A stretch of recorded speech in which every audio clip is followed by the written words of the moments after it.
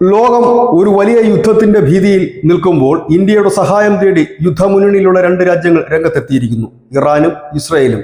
ആദ്യമെത്തിയത് ഇറാനാണ്. India ഈ വിഷയത്തിൽ ഇടപെടണമെന്ന് Iran embassy deputy chief Mohammad Javad ഹൊസൈനിയാണ് പറഞ്ഞത്. ഇന്ത്യക്ക് ഇതിൽ ഇടപെടാൻ കഴിയും, ഈ ഒരു വിഷയം അവസാനിപ്പിക്കാൻ കഴിയും. ഇറാനിൽ നടക്കുന്നത് മനുഷ്യക്കുരുതിയാണ്, ഇതിനെ അപലപിച്ച് ഇന്ത്യ രംഗത്തെത്തണമെന്നും ഇസ്രയേൽ അടക്കമുള്ള രാജ്യങ്ങളോട് സംസാരിച്ച് ഈ പ്രശ്നത്തിൽ പരിഹാരം കാണണമെന്നും ഇറാൻ പറഞ്ഞതിന് പിന്നാലെ ഇന്ത്യൻ വിദ്യാർത്ഥികളടക്കം 1000 പേർക്ക് ഇന്ത്യയിലേക്ക് വരുന്നതിന് ഇതുവരെ അടച്ചിരുന്ന ഇറാന്റെ വ്യോമാതിർത്തി മഷാദിലെ വ്യോമാതിർത്തി തുറന്നു കൊടുക്കുവാനും തീരുമാനമായിരിക്കുന്നു.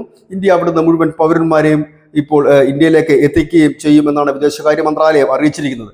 അതിനിടയിൽ ഒരു പടി കൂടി കടന്നുകൊണ്ട് ഇന്ത്യയുടെ വിദേശകാര്യമന്ത്രി എസ് ജയശങ്കറെ ഈ വിഷയത്തിൽ മധ്യസ്ഥനാക്കണമെന്ന് ഇസ്രയേലിലെ പ്രതിപക്ഷ നേതാവും മുൻ പ്രധാനമന്ത്രിയുമായ യയർ ബേവിത് പറഞ്ഞിരിക്കുന്നു. അദ്ദേഹം പറഞ്ഞത്, ഇന്ത്യ ഒരു നിഷ്പക്ഷവും സത്യസന്ധവുമായ രാജ്യമാണ്, അതുകൊണ്ട് തന്നെ അവരുടെ വാക്കുകൾക്ക് വലിയ വിലയുണ്ട്.